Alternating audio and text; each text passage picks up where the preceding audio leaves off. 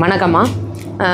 நம்ம சமீப காலமாக சிபிஇ பேஸ்ட் எக்ஸாம் வந்து நிறைய போட்டுட்ருக்கோம். ஸ்டூடெண்ட்ஸோட சப்போர்ட்டும் நிறைய கிடச்சிட்ருக்கு. அதுக்காக ஃபர்ஸ்ட் ஆஃப் ஆல் வந்து ஸ்டூடெண்ட்ஸுக்கு வந்து நான் ரொம்ப தேங்க் பண்ணுறேன். இந்த வீடியோ எதுக்கு அப்படின்னு பார்த்தீங்கன்னா, நம்மளை எதிர்ப்பவர்கள், நம்மளை வந்து கொஞ்சம் ஒரு மாதிரி நம்மளை பேசி இது பண்ணுறவங்களுக்கு அது ஒரு பதில் வீடியோவும் அமையணும்.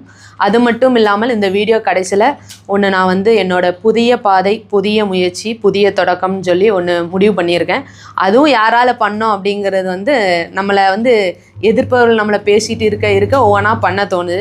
ஸோ அதை பற்றி ஒரு சில டீட்டெயில்ஸான வீடியோ. கண்டிப்பாக இந்த வீடியோ வந்து பார்க்காம இருக்க மாட்டாங்க, எல்லா குரூப்லேயும் ஷேர் பண்ணாமல் இருக்க மாட்டாங்க. ஸோ ஷேர் பண்ணுங்கள், ஒன்றும் பிரச்சனை கிடையாது. பார்க்கட்டும், தப்பாக ஒன்றும் பேசலை, உண்மையாக தான் பேச போகிறேன்னு நினைக்கிறேன். ஃபர்ஸ்ட் ஆஃப் ஆல் வந்து சிபிஇ பற்றி இப்போ ரிவ்யூ நிறைய போட்டுட்ருக்கோம், சரியா? அந்த ரிவ்யூக்கு வந்து பாசிட்டிவ் கமெண்ட்ஸ் நிறையா வந்தாலும் நெகட்டிவ் கமெண்ட்ஸ் வருது. இன்னொன்று வந்து என்னென்னா, நம்ம நேரில் வந்து பேசும் பொழுது மற்ற இன்ஸ்டியூட்டில் உள்ளவங்க சொல்கிறாங்க, மேம் உங்களை பற்றி இந்த மாதிரி பேசுகிறாங்க, இந்த மாதிரி இருக்குது அப்படிங்கிறதையும் நிறைய பேர் என்கிட்ட வந்து சொல்ல தான் செய்கிறாங்க. இவ்வளோ நாள் வந்து நம்ம கண்டுக்காமல் போய்கிட்டே தான் இருக்கோம், நம்ம வேலையை நம்ம பார்ப்போம் அப்படிங்கிற இதில் தான் போயிட்டே இருக்கோம்.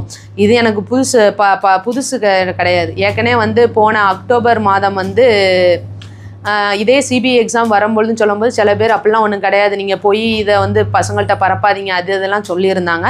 நிறைய வந்து ஃபோன் காலில் மிரட்டல்லாம் வந்துச்சு. யாருன்னு தெரியும், இதே தொழிலில் இருக்கிறவர்கள் தான். அதை வந்து நான் யாருன்னு பேர் சொல்ல நான் விரும்பலை. ஸோ இதே தொழிலில் இருக்கவங்க தான், அதாவது நான் எல்லாரையும் வந்து நான் ஒட்டுமொத்தமாக சொல்லலை, அதில் நிறைய நல்லவங்களும் இருக்காங்க, நிறைய பேர் வந்து டிஸ்கரேஜ் பண்ணுறவங்களும் இருக்க தான் செய்கிறாங்க. அது எல்லா தொழிலுக்கும் உள்ளது தான் அப்படின்னு சொல்லி தான் நான் போயிட்டு இருந்தேன்.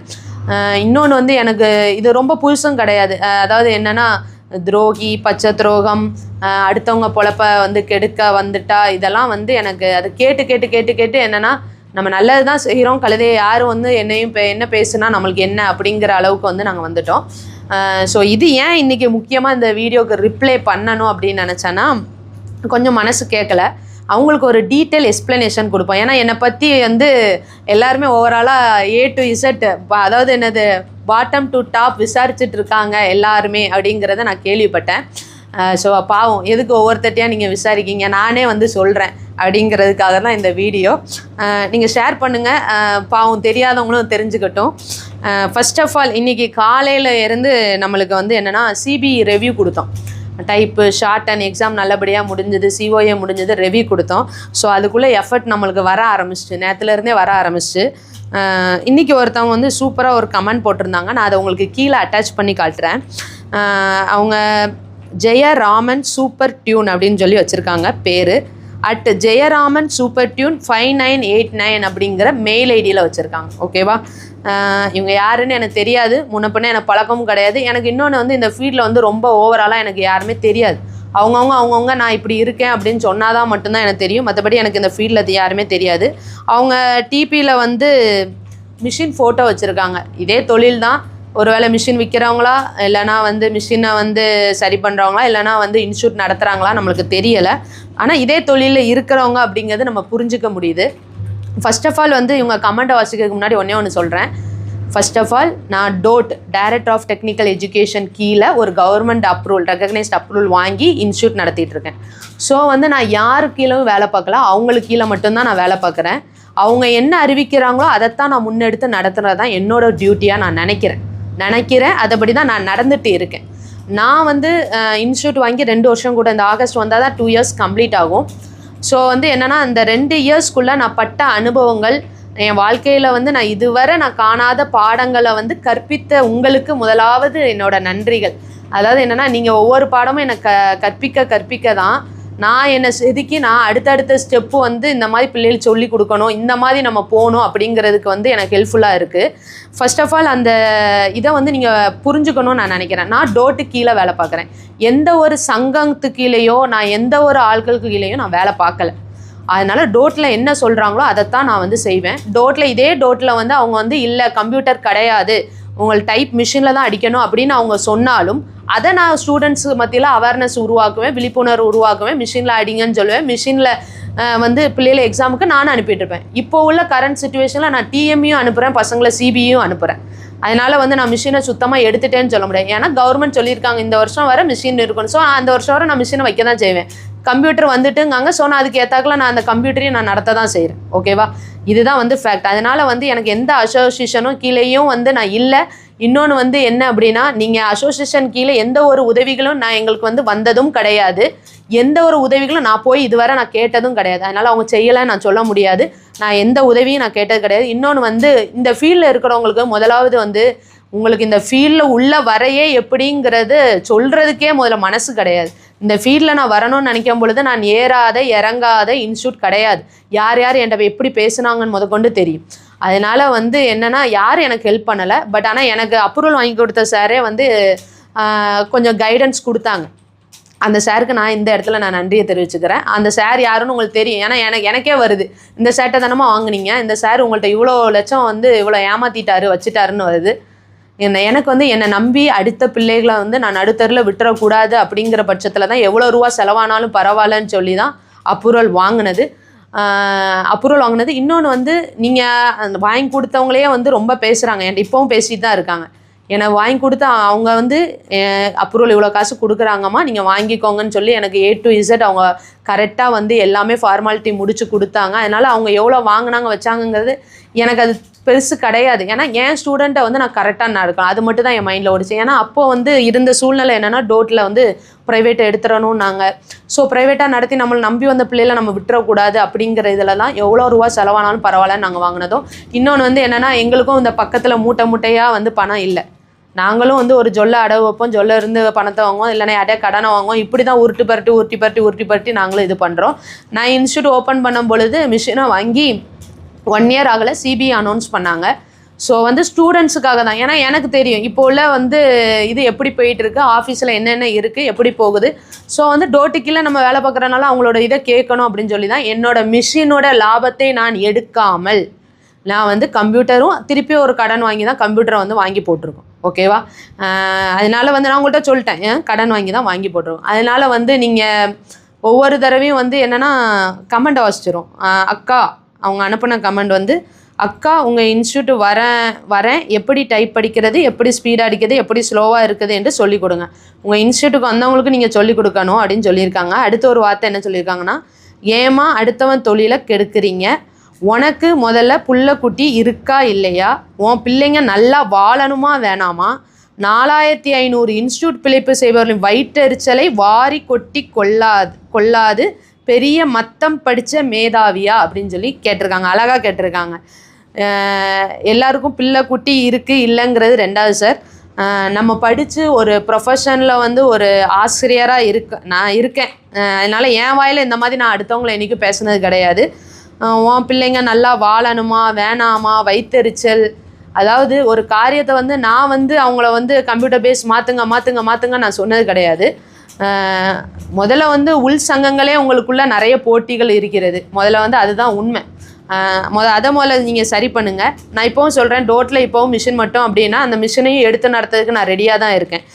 ஸோ வந்து இது பெரிய வார்த்தையாக எனக்கு தெரியும். நான் மத்தம் படித்த மேதாவி கிடையாது சார். மத்தம் படித்த மேதாவியும் நான் கிடையாது, நிறைய படித்த மேதாவியும் கிடையாது. நான் ஒன்றும் அவ்வளோ பிரில்லியன்ட்டும் கிடையாதுன்னே வச்சுக்கலாம், கிடையாது. ஆனால் நீங்கள் வந்து இவ்வளோ சீனியராக இருக்கும் பொழுது நீங்கள் அதே மத்தம் படித்த பேதாவியாகவே இருக்கலாம். ஆனால் உங்கள் வாயிலிருந்து இந்த மாதிரி வார்த்தைகள் வரும்பொழுது நீங்கள் படித்த படிப்பிற்கும் நீங்கள் பார்க்குற தொழிலுக்கும் சம்மந்தம் இல்லாத மாதிரி இருக்குது. இன்னொன்று 4500 இன்ஸ்டியூட் பழைப்பு செய்பவர்கள் வயிற்றெரிச்சல், அந்த 4500 இன்ஸ்டியூட்டை எடுக்க சொன்னது நான் கிடையாது. முதல்ல அதை நீங்கள் நல்லா புரிஞ்சுக்கோங்க. ஓகேவா சார்? இப்போ வந்து நீங்கள் CBI வந்து சென்டர் வந்து பார்த்தீங்கன்னா தெரியும், எல்லா இன்ஸ்டியூட்டும் வராங்க சார். உங்களுக்கு நான் இப்போ சோசியல் மீடியாவில் இருக்கனால நான் கூட்டிகிட்டு போகிற பிள்ளைகளோட லிஸ்ட்டு தெரியுது. நீங்கள் வந்து நீங்கள் சொல்லுகிற ஒவ்வொரு இதுலேயுமே, அதாவது எங்கள் இன்ஸ்டியூட்டில் போய் எங்கள் இன்ஸ்டியூட்டை பற்றி விசாரிக்கிறதும், எங்கள் இன்ஸ்டியூட்டை பற்றி பேசுகிறதும், எங்கள் இன்ஸ்டியூட்டுக்குன்னு தனி ரூல்ஸ் நீங்கள் உங்கள் சங்கத்துக்குள்ளே போடுறதும் எல்லாமே என் காதுக்கும் வருது. ஓகேங்களா சார்? அதனால் வந்து என்னென்னா, எது இருந்தாலும் இல்லாட்டும் பரவாயில்ல, மனசாட்சிக்கு விரோதமாக நம்ம நடத்தக்கூடாது அப்படிங்கிறதுல தான் இந்த இன்ஸ்டியூட் நடக்குது. இன்னும் நடத்துவேன், நடத்திட்டு இருப்பேன். கடவுள் கிருபையில் நடக்கும்னு நான் நம்புகிறேன். ஒவ்வொரு தடக்கலுக்கு அப்புறமும் எனக்கு ஒரு முடிவு நான் வந்து இது பண்ணுவேன். இப்போ என்னென்னா, ஃபஸ்ட்டு வந்து நாங்கள் டோட்டில் இருந்து கம்ப்யூட்டர் ஆனோடனே நாங்கள் வந்து என்னென்னா, ஃபஸ்ட்டு நம்ம பிள்ளைகளுக்காக நாங்கள் கம்ப்யூட்டர் வெப்சைட் டிசைன் பண்ணோம். டிசைன் பண்ணும்போது என்ன சொல்லிட்டாங்க அப்படின்னா, இதே வார்த்தை தான் 4500 இன்ஸ்டியூட் வயிற்றில் வந்து நீங்கள் அடிக்கிறீங்க அப்படின்னு சொல்லி பேசியிருந்தாங்க. ஸோ என்ன பண்ணோம் அப்படின்னா, அப்போது நிறைய ஸ்ட்ரெஸ் ஆச்சு. நிறைய பேரோட இதனால் அதை வந்து பேமெண்ட் ஆக்கணும். அந்த வெப்சைட்டை பேமெண்ட் ஆக்கின பிறகும் நீங்கள் ஆன்லைன் நடத்துதீங்க வைக்கிங்க, ஆன்லைன் நம்ம முடிச்ச ஸ்டூடெண்ட் நடத்துகிறாங்க வைக்காங்க, நம்ம எவ்வளோ சொல்லி பார்த்துட்டோம். நடத்துகிறீங்க வைக்கிங்க அது இதுனாங்க. ஸோ அதுக்கப்புறம் என்ன பண்ணோம் அப்படின்னா, நம்மளுக்கும் அந்த ஆன்லைனுக்கும் சம்மந்தமே வேணாம் அப்படின்னு சொல்லி ஸ்டூடெண்ட்ஸுக்குள்ளே கான்டாக்ட் நம்பர் கொடுத்துரும், அவங்க பேசுவாங்க. இப்போ வந்து என்ன முடிவில் நான் இருக்கேன் அப்படின்னா, ஆன்லைன் கிளாஸே கிடையாது, வேணாம். அந்த வெப்சைட்டில் வந்து யூஸ் பண்ணுறவங்க நீங்கள் பேமெண்ட் பண்ணணும்னா பண்ணிக்கோங்க. ஏன்னா வெப்சைட்டுக்கு வருஷத்துக்கு இவ்வளோ கட்டணும்னு இருக்குது. அது வந்து நீங்கள் பண்ணுறவங்க பண்ணிக்கோங்க, சேர்றவங்க சேருங்க, சேராமல் இருங்க, ஒன்றும் பிரச்சனை கிடையாது. மற்றபடி ஆன்லைன் கிளாஸே எதுக்கு வேணாம். ஆனால் வந்து என்னோட இப்போ ஒரு புதிய முயற்சி, புதிய பாதை, புதிய இதில் வந்து என்ன முடிவு எடுத்திருக்கேன் அப்படின்னா, ரொம்ப மாதமாக வந்து ஒரு சாரை நான் கவனிச்சிட்ருக்கேன். அவர் வந்து எனக்கு ஒரு பெரிய இன்ஸ்பிரேஷனாக இருக்காங்க. வேறு யாரும் கிடையாது, ER Thangamuthu sir. Maths TNPSC எடுத்துகிட்டு இருக்காங்க. காலையில் டான் 4 மணிக்கு லைவ் போடுவாங்க சார். என்னன்னு தெரியல, ரொம்ப நாளாக மனசுக்குள்ளே தோண்டிகிட்டே இருந்தது. இன்றைக்கி இந்த கமெண்ட் பார்த்த உடனே ஒரு முடிவு பண்ணியிருக்கேன். இனிமேல் நம்ம சேனலில் லைவில் எல்லாமே வரும். லைவ் கிளாஸ், ஃப்ரீ கிளாஸ் எல்லாமே வரும். அடுத்த திங்கக்கிழமையிலேருந்து எல்லாமே நான் போடுவேன். ஷார்ட் அண்ட் முதற்கொண்டு போடுவோம் சார். அது மட்டும் இல்லாமல் டெய்லி வந்து 1 hour காலையிலையும் ஈவினிங்கும் வந்து மேக்ஸ் சப்ஜெக்டும் எடுப்போம் நாங்கள். நான் MSc B.Ed மேக்ஸ் மேஜர் நான் முடிச்சிருக்கேன். ஸோ வந்து காலையிலேருந்து உங்களுக்கு அதுக்குள்ளே அனௌன்ஸ்மெண்ட் வரும். ஸ்டூடெண்ட்ஸுக்கு நான் இதை தெரிவிச்சுக்கிறேன். காலையில் 1 hour வந்து 12th மேக்ஸும், evening 1 hour 10th maths லைவில் நடக்கும் இனிமேல் டெய்லியும். அதுவும் கேட்பாங்க, நீங்கள் என்ன இன்ஸ்டியூட், என்னோடய ஃப்ரீ டைம்னா இன்ஸ்டியூட் அல்லாத டைமில் தான் நான் அதை நடத்த போகிறேன். ஸோ அதை யாரும் நம்மளை கேள்வி கேட்க முடியாது. ஃப்ரீயாக தான் நடத்த போகிறோம். அது மட்டும் இல்லாமல் காலையில் உங்களுக்கு ஷார்ட் அண்ட் கிளாஸும் ஃப்ரீயாக வந்து நான் நடத்த போகிறேன். விருப்பம் உள்ளவங்க நீங்கள் ஜாயின் பண்ணிக்கோங்க. தினமும் லைவ் இருக்கும் உங்களுக்கு. அதே மாதிரி இங்கிலீஷ் ஷார்ட்டனும் இருக்கும். என்னென்ன சப்ஜெக்ட் என்னென்ன நேரங்கிறத நான் பின்னாடி அறிவிக்கேன். எனக்கு இதுவரை நீங்கள் கற்றுக் கொடுத்த பாடங்கள் ஏராளம். இந்த தொழிலில் வந்து நான் வந்து இவ்வளோ இருக்குமா அப்படிங்கிற இதை நான் வந்து அதாவது அந்த தொழிலை நான் கற்றுக்கொள்வதற்கு முன்பாகவே நீங்கள் எனக்கு கொடுத்த பாடங்கள் அதிகம். நீங்கள் கற்றுக் கொடுத்த அனுபவத்திற்கு மிக்க நன்றி எல்லாத்துக்குமே. இப்போவும் இந்த வீடியோ வந்து நீங்கள் எல்லாத்தையும் ஷேர் பண்ண தான் போகிறீங்க. நான் என்ன கேட்குறேன் அப்படின்னா, மாற்றத்தை வந்து யார் அறிவிக்காங்களோ அவங்களுக்கு கீழே நான் வேலை பார்க்கும் பொழுது அவங்களபடி தான் நான் வந்து உண்மையாக இருக்க முடியுமே தவிர எல்லாருக்குமே வந்து நான் இது பண்ண முடியாது சார். எல்லாருமே வந்து நீங்கள் பின்னாடி பேசுகிறவங்களே முன்னாடி COAக்கு அவ்வளோ இன்ஸ்டியூட் வந்து விடுறீங்க. அப்போ ஏன் அவ்வளோ இன்ஸ்டியூட் விடணும்? CBE வந்து நீங்கள் பின்னாடி வேணாங்கிறவங்க நீங்கள் ஆளாக வந்து CBE பெஞ்சு பிள்ளையில விடுறீங்க. என்ன நான் முன்னாடி இருக்கனால உங்களுக்கு முன்னாடி தெரியுது. எனக்கு என்னன்னு தெரில. நான் வந்து அதாவது நீங்கள் வந்து எடுத்தீங்க அப்படின்னா இந்த தொழிலில் வந்து எல்லாருமே சீனியர்ஸாக இருக்கீங்க. ஸோ அப்போ ஜூனியர்ஸ் வரனால அது பிரச்சனையா, இல்லைனா ஸ்டூடெண்ட்ஸ் வந்து அதிக அளவில் நம்மளுக்கு சப்போர்ட் பண்ணுறனால பிரச்சனையா அப்படிங்கிறது தெரியலை. இனிமேல் எல்லாமே நல்லா தான் நடக்கும்னு நம்புகிறேன். இந்த இன்ஸ்டியூட்டில் இருந்தும் சரி, இன்ஸ்டியூட் எங்கள் ஸ்டூடெண்ட்ஸும் சரி, இனிமேல் ஆன்லைன் கிளாஸுங்கிற ஒரு டாபிக் வராது உங்களுக்கு. ஆனால் ஆன்லைன் ஃப்ரீ கிளாஸஸ் டாபிக் வரும். டெய்லியும் வந்து அட்டன் பண்ணுங்கள். இன்னும் 6 மாதம், வர்ற பிப்ரவரி மாதம்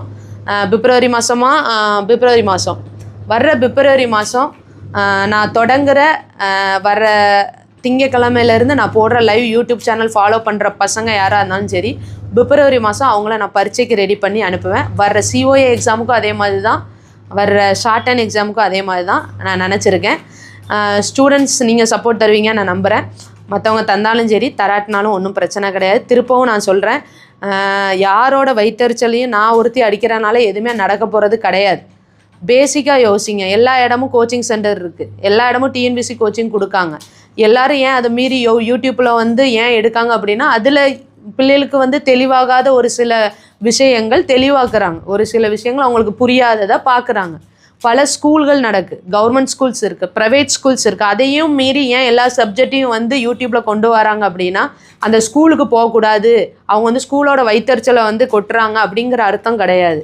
ப்ரைவேட் ஸ்கூல் போகக்கூடாது, அவங்க ப்ரைவேட் ஸ்கூலை நாசப்படுத்துகிறாங்க, அந்த அது கிடையாது. அவங்களுக்கு தெரியாத விஷயங்களை டியூஷனுக்கு போக முடியாது இருக்கிற பிள்ளைகளை வந்து அவங்க என்ன பண்ணுறாங்க அப்படின்னா, யூடியூப் பார்த்து படிச்சுக்கட்டும் அப்படின்னு நினைக்கிறாங்க. நானும் அதான் சொல்கிறேன். என் சேனலில் நீங்கள் பார்க்குற ஸ்டூடெண்ட்ஸாக இருந்தாலும் சரி, முடிஞ்ச அளவு உங்கள் பக்கத்தில் உள்ள இன்ஸ்டியூட்டுக்கு வந்து, ஏன்னா ஒருத்தரோட எக்ஸ்பீரியன்ஸ் நம்மளுக்கு கிடைக்காது. ஸோ முடிஞ்ச அளவு பக்கத்தில் போய் நீங்கள் கற்றுக்கோங்க. கற்றுக்க சூழ்நிலை இல்லாத பிள்ளைகள் நிறைய இருக்காங்க. ஏன் இன்ஸ்டியூட்டுக்கே வர பிள்ளைகள் பஸ்ஸுக்கு அவ்வளோ ட்ராவல் பண்ணி வருது, அந்த பிள்ளைகளுக்கு அந்த காசே எடுத்து வைக்க முடியாமல் இருக்காங்க. எனக்கு ஒவ்வொன்றும் கேட்கும்போது கஷ்டமாக இருந்தது. அப்போது அந்த மாதிரி பிள்ளைகள் இருக்கிற சூழ்நிலையில் தெரியாத சப்ஜெக்டை ஃபோனில் படிக்கிறதுல தப்பே இல்லைன்னு நினச்சி தான் நான் போட்டுட்ருக்கேன். இன்னும் வீடியோ வந்து நான் போடுவேன், என்னால் முடிஞ்ச வீடியோவை. உங்களுக்கு ஏதாவது தப்பாக இருந்தால் முதல்ல மன்னிச்சுக்கோங்க. அதாவது வந்து என்னென்னா ஸ்டாஃப்ஸாக டீச்சர்ஸாக இருக்கும். ஸோ டீச்சர்ஸ்குள்ள வார்த்தைகளை நம்ம பேசுவோம். யார் மனசும் காயப்படுத்துறதுக்கு இந்த தொழிலுக்கு வரல. இப்போவும் என்கிட்ட இன்ஸ்டியூட்காரங்க வந்து சிபிஇயில் போகிற பல இன்ஸ்டியூட், ஒரு 50க்கு மேலான ஒரு இன்ஸ்டியூட் என்கிட்ட கான்டாக்டில் இருக்காங்க. ஃபோன் பேசுகிறாங்க, மேம் டவுட் இருக்குது மேம் இந்த மாதிரி வந்திருக்கு மேம், அந்த மாதிரி வந்திருக்கு மேம். ஒரு ஃப்ரெண்ட்லி அப்ரோச் போயிட்டு தான் இருக்குது. ஸோ அவங்க எல்லாருக்கும் முதலாவது நான் நன்றி சொல்கிறேன். அந்த மாதிரி இருந்துட்டு போகிறதுல பிரச்சனையே இல்லை சார். நீங்கள் நல்லாவே யோசிச்சு பாருங்கள், ஒரு 2 வருஷத்தில் வந்து உங்களுக்கு டைப் மிஷினே இல்லைங்கும்போது சிபிஇக்கு மாறாமல் எத்தனை இன்ஸ்டியூட் இருப்பீங்க? இந்த 4000 இவ்வளோ இது போட்டிருக்கீங்க, இவ்வளோ இன்ஸ்டியூட்டில் நாங்கள் 4000 பேரும் மாற மாட்டோம் நீங்கள் இருப்பீங்களா சார்? 2 வருஷத்துக்கு கழிச்சு உள்ள விஷயத்தை வந்து யோசிச்சு பாருங்கள். ஸோ நீங்கள் அப்போ வந்து வேறு மாதிரி பேசலாம், இப்போ நீங்கள் வேறு மாதிரி பேசலாம். பட் ஆனால் இப்போ வார்த்தைகள் வந்து கொட்டிட்டோன்னா அதை எடுக்க முடியாது, அந்த வார்த்தைகளை மறக்கவும் முடியாது. திருப்பியும் நான் சொல்கிறேன், நீங்கள் கற்றுத்தந்த அனைத்து பாடங்களுக்கும், என்னோடய வாழ்க்கை பாடங்களுக்கும் மிக்க நன்றி. என்னை சப்போர்ட் பண்ண ஸ்டூடெண்ட்ஸுக்கு நன்றி, என்னை எதிர்ப்பவர்களுக்கு மிக்க நன்றி, என்னை விசாரிச்சுட்டு இருக்கவங்களுக்கு மிக்க நன்றி. நீங்கள் என்னன்னாலும் விசாரிங்க. முடிஞ்ச அளவு நான் பிளாக் மார்க் இல்லாமல் இந்த தொழிலில் நான் இருக்கணும்னு நான் நினைக்கிறேன். இருந்துகிட்ருப்பேன். டோட்டில் என்ன ஒரு இது சொன்னாலும் அதை நான் கேட்பேன் அப்படிங்கிறத நான் இதில் பதிவு பண்ணிக்கிறேன். நன்றி.